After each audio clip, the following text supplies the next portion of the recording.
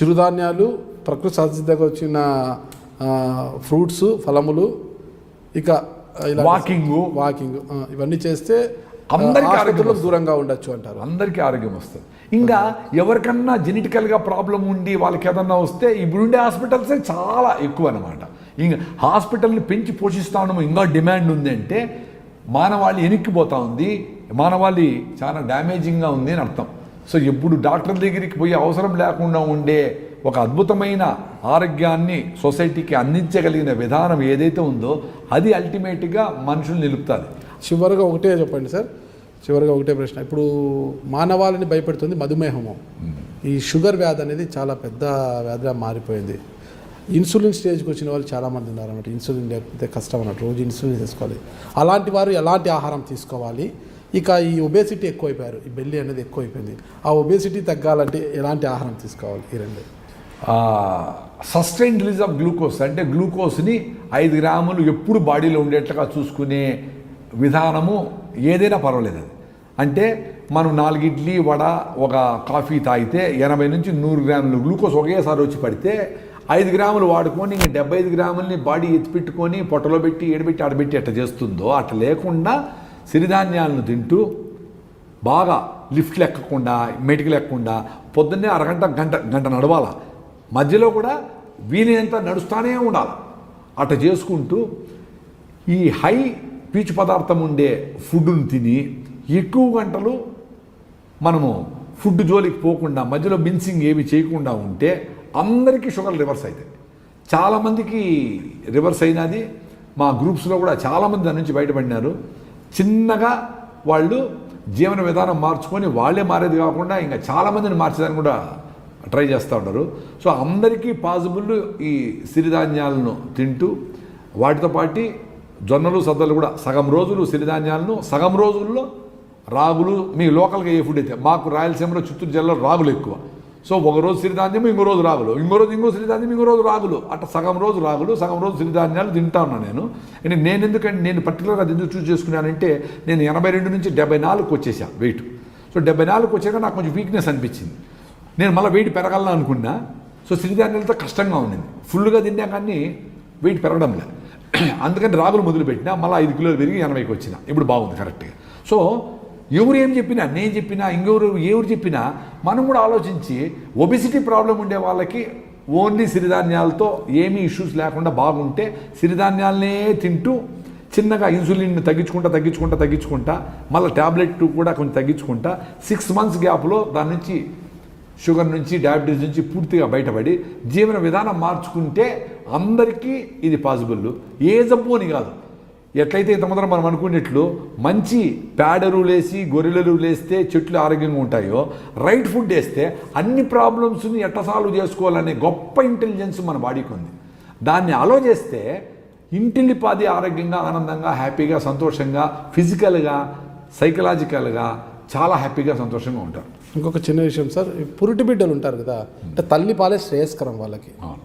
బిడ్డ పుట్టిన వెంటనే తల్లిపాలు ఇవ్వడమే చాలా శ్రేయస్కరము, ఖచ్చితంగా ఇవ్వాలంట. అదేదో ముర్రుపాలు అన్నది అంటారు కదా. అలా అయితే ఇప్పుడు చాలామంది తల్లుల్లో ఈ పాల ఇది అనేది తగ్గిపోతుంది అనమాట. దానికోసం ట్యాబ్లెట్స్ వేసుకోవడం లేదా ఆకుకూరలు అయినా కూడా సరిపోతుంది. దానికోసం డబ్బా పాలు ఇస్తుంటారు. ఆ తల్లిపాలు తక్కువైనప్పుడు డబ్బా పాలకు బదులు పిల్లలకి ఏం పెడితే బాగుంటుంది? యాక్చువల్గా తల్లికి బాగా పాలు రావాలంటే మనకు రాయలసీమలో ముఖ్యంగా డెలివరీ అయిన ఆవుకి సద్దలను ఉడకబెట్టి సద్దలు గెంజి పెడతారు.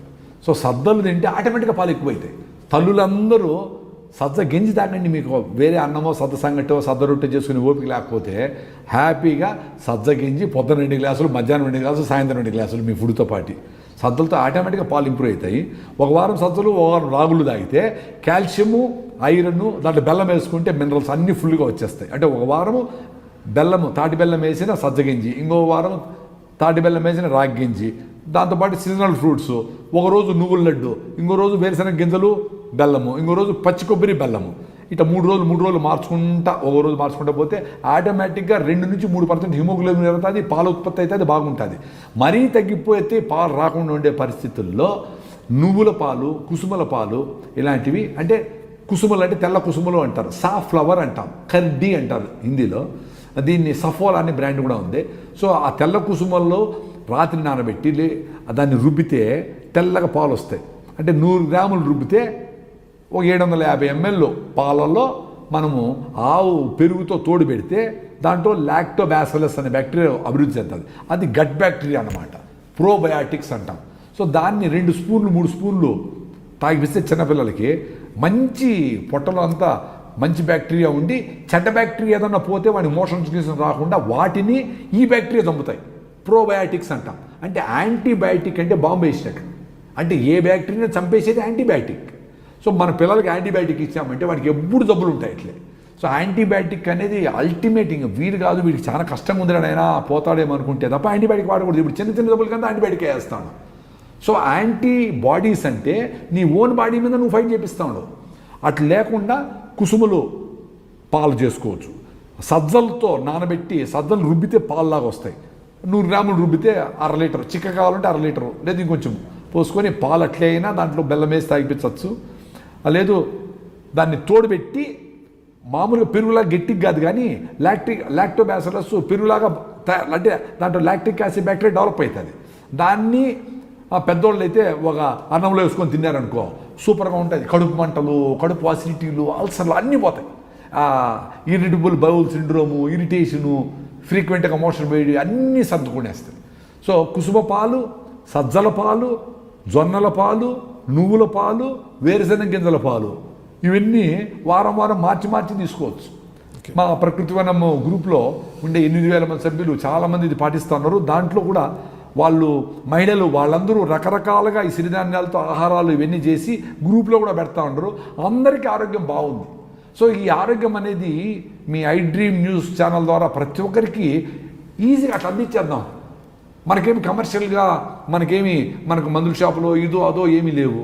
సో మా ఇంట్లో డాక్టర్లు ఉన్నాయి కానీ నేను ఇట్లా మాట్లాడగలిగిన ఫ్రీడమ్ నాకుంది కాబట్టి నేను చెప్పగలుగుతాను. ప్రాబబ్లీ మీకు కూడా ఏమి బిజినెస్లు ఫార్మా బిజినెస్ లేవు కాబట్టి మీరు కూడా ఇది కరెక్ట్గా ప్రమోట్ చేసి ప్రజా ఆరోగ్యం మిగిలిన వాళ్ళకు ఉండేది ఉంటుంది. అంతేకాని ప్రజల ఆరోగ్యాన్ని, వాతావరణాన్ని కాలుష్యం చేసి జలవనరులను నాశనం చేసి మన బిజినెస్ పెంచుకోవాలనేది దుర్మార్గము. దాని నుంచి మానవాళి బయటపడితేనే మానవులతో పాటు సమస్త జీవులు కూడా ఆనందంగా ఉంటాయి. ఇప్పుడు మానవులతో పాటు అవి కూడా ఎక్స్టింక్ట్ అయిపోతా ఉన్నాయి. మానవుల దెబ్బకి అవి కూడా ఎక్స్టింక్ట్ అవుతా ఉన్నాయి. ఇప్పుడు సూపర్ పవర్ అంటే ఏ కంట్రీ అంటే ఎక్కువ ఆటం బొమ్మలు తయారు చేసిన కంట్రీ అమెరికా సూపర్ పవర్ అంటారు. మంచి ఆహారం తయారు చేసే భూటాను, మన సిక్కిం ఆర్గానిక్ స్టేట్, మన దేశంలో ఫస్ట్ స్టేట్ సిక్కిం లాగా ప్రతి స్టేట్ ఇక్కడ తయారయ్యి ఈ కెమికల్స్కు దూరంగా ఉంటూ అందరూ ఆరోగ్యంగా ఉండాలని మనసారా కోరుకుంటున్నాను. మీకు ఎంతమంది సంతానం సార్? నాకు 2 పిల్లలు. మా అబ్బాయి ఇంజనీరింగ్ అయిపోయి ఇప్పుడు మాతోనే వ్యవసాయం పనులకు వచ్చినాడు. మా పనులు అన్నీ చూసుకుంటున్నాడు. మా అమ్మాయి రిషివెల్లో 10 ఏళ్ళు చదివి ఆమెకి వెన్నెల ఆమె పేరు, అబ్బాయి పేరు కిరణ్. ఆమెకి ఇంటర్లో ఎకనామిక్స్లో 100 out of 100 వచ్చింది. ఐసీఎస్సిలో 97 మార్క్స్ అగ్రిగేట్ వచ్చింది. కానీ ఆమె ఎప్పుడు చదివినట్లే కనపడలా. ఆమె 5'10" ఉంటుంది. లాంగ్ జంపు, హై జంపు, మట్టితో బొమ్మలు చేసేది. 5'10" ఉంటారా? 5'10". మంచి ప్రింటింగ్ చేస్తుంది, డ్రాయింగ్. అంటే ఆమె కాదు, చాలా మంది రిషివెల్లో వాళ్ళందరికీ ఆర్ట్ అనేది అన్నీ చెప్పేసి తబలా కొడుతుంది, అన్నీ చేస్తుంది. మాకెవరికి 100 out of 100 వస్తుంది తెలియదు. ఎకనామిక్స్లో 100 out of 100 వచ్చినా ఆమె అజీం ప్రేమ్జీ యూనివర్సిటీ బెంగళూరులో పోయి ఫిలాసఫీ తీసుకునే సబ్జెక్టు. ఇప్పుడు ఫిలాసఫీ కూడా బోర్ అంటా ఉంది. ఇటీవల మీ ఇంటికి అగ్రికల్చర్ అంటే వ్యవసాయ శాఖ ప్రిన్సిపల్ సెక్రటరీ రాజ్ కుమార్ గారు ఏమొచ్చారు? మాకు రీసెంట్గా రాజశేఖర్ గారు ప్రిన్సిపల్ సెక్రటరీ గారు, విజయ్ కుమార్ గారు, అజీం ప్రేమ్జీ ఫిలాంథ్రపిక్ అసోసియేషన్ వాళ్ళు మన ఏపీ స్టేట్ గవర్నమెంట్కి సమ్ 300 crores 500 crores డబ్బులు ఇచ్చారు ఆర్గానిక్ ఫార్మింగ్ ప్రమోట్ చేసేదానికి.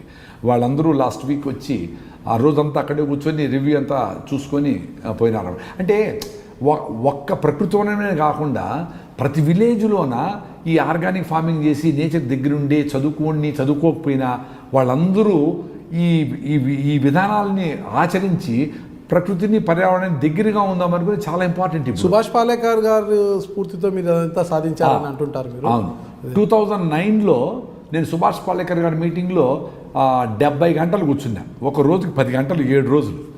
అప్పుడు నాకు అనిపించింది నేను చేసే పని కరెక్ట్ కాదు. అంతమంది కెమికల్ ఫార్మింగ్ చేసి Indian institute of horticulture research అని మన బెంగళూరులో ఉంది, పెద్ద అగ్రికల్చర్ ఇన్స్టిట్యూషన్ అది, గవర్నమెంట్ ఆఫ్ ఇండియా వాళ్ళది. దాన్ని తీసుకుపోయి మా టమాటాలు, broccoli, baby corn, sweet corn, రకరకాల ఎగ్జాటిక్ వెజిటబుల్స్ అన్ని వేసాడు. సో అవన్నీ తీసుకుపోయి మైక్రోస్కోప్లో టెస్ట్ చేసి ఏం జబ్బు ఏమేమి తెలుసుకున్నాను. అంటే ఇప్పుడు మనం చేస్తాను చూడు, మరి పోయి నా కిడ్నీ బాగుందా, నా లివర్ బాగుందా అది ఎత్తుకుంటే భయంగా వ్యవసాయం చేసినాం. ఇప్పుడు నాకు ఏం జబ్బు రాదు, ఇది కరెక్టా అది కరెక్టా? సో 2009లో పాలేకర్ మీటింగ్లో 7 రోజులు 10 గంటలు కూర్చున్నాక 70 గంటలు కూర్చున్నాక నేను ఇమీడియట్గా కెమికల్ ఫార్మింగ్ నుంచి transformation, change is different, change happens slowly, transformation అప్పటికప్పుడు పాలేకర్ వ్యవసాయానికి వచ్చేసారు. పాలేకర్ వ్యవసాయానికి వచ్చేసి ఆయన 2-3 మీటింగ్లు పోయినా. నా వైఫ్ అనేది మొన్నే కదా పోయినావు మళ్ళీ ఎందుకు పోతాడు అని, గంటసాల పాటు మనం ఎన్నిసార్లు వింటాం కదా, బాగుంది అది, ఇన్నా మళ్ళీ ఆయన ట్రాన్స్లేటర్గా ఉన్నా 2 years. ఆయన 7 రోజులు చెప్తే నేను 70 గంటలు ఆయనవన్నీ ఇట్లా ట్రాన్స్లేట్ చేసేవాడిని. సో మధ్యలో నావన్నీ కూడా కలిపి నా అనుభవాలన్నీ చెప్పేవాడిని వాళ్ళకి ఏదైనా టైం ఉంటే.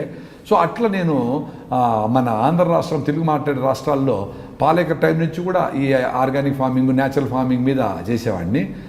రీసెంట్గా ఈ మిల్లెట్స్ మీద కూడా ఎక్కువ తిన్నా కాబట్టి నాకు అనుభవం వచ్చింది, దాన్నే ప్రమోట్ చేస్తూ ఉన్నా. ఇప్పుడు నేను చెప్పేటివన్నీ నా అనుభవాలే. నాకు ఆరికలు తిన్నప్పుడు బాగా నిద్ర పడుతుందంటే నిద్ర పట్టింది. నేను బరువు పెరగాలంటూ రాగులు తింటా అంటే రాగులు తినాలా, సన్నగా అయిపోయి చాలామందికి ఒబిసిటీ ప్రాబ్లం మీరు అన్నట్లు, వాళ్ళకందరికీ మిల్లెట్స్ తింటే మంచిది. మాలాంటి వాళ్ళు బాగా సన్నగా అయిపోయి ఎక్కువ వెయిట్ తగ్గిపోతూ ఉండి వీక్నెస్ అనిపించింది అనుకో, బరువు పెరగాలనుకో, వాళ్ళు రాగులు సద్దలు తినాలి. ముఖ్యంగా రాగులు బాగా, రాగి సంగటి, రాగి రొట్టి, రాగి గంజి, రాగి జావ చేసుకొని బెల్లం వేసుకొని తింటే అది బరువు పెరుగుతాం. బరువు పెరగాలనుకునే వాళ్ళకి అది. సో బరువు తగ్గాలనుకునే వాళ్ళకి మిల్లెట్స్, బరువు పెరగాలనుకునే వాళ్ళకి అది చూసుకొని మనం వైజ్గా చేసుకోవాలి. మేము చెప్పిన కూడా గుడ్డిగా ఎవరు పాటించేదొద్దు. మీ ఇంటి పరిస్థితులకి, మీ వాతావరణ పరిస్థితులకి, మీ లోకల్గా ఉండే కండిషన్స్కి ఏది కరెక్ట్గా ఉన్నాయని తెలివిగా చూస్ చేసుకునే ఆ అద్భుతమైన శక్తి మనకు నేచర్ ఇచ్చింది. సో దాన్ని బట్టి మేము చెప్పినవి మీకు అన్వయించుకొని మీ కుటుంబ నేపథ్యంలో ఏం చేసుకుంటే బాగుంటుంది అనుకునే ఒక ప్రక్రియకు మీరు ఉండాలి, కానీ ఎవరు చెప్పింది ఏది పూర్తిగా ఫాలో కావద్దండి. ఓకే,